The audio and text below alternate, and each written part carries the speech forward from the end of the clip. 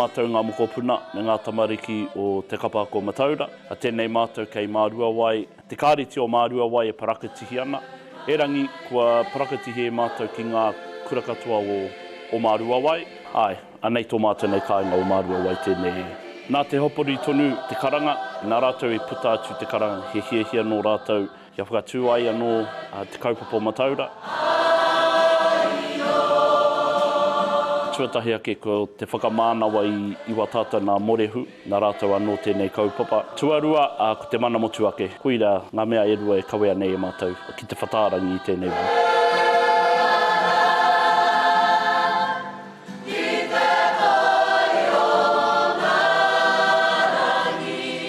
When I first started, I was a junior, 6 years old. Went right up to when I performed at the Polynesian Festival, 72, 73. Uncle Nolan Raihania and Auntie Gin. I lived with them, worked with them, so we had no choice.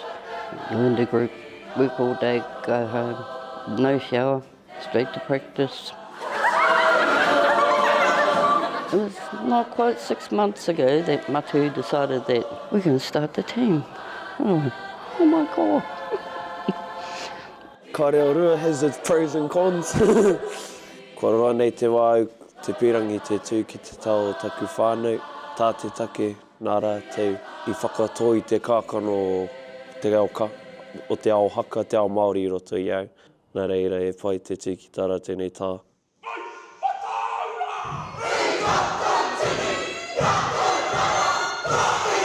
Hari ko ana mātou, kia hoki ai ki te whatārangi, kia hoki mai anō ko tēnei kapa o mātou o Mataura. Thinking of my auntie, my uncle, my mum, and all my whānau in Tokomaru Bay. I know they'll all be watching us.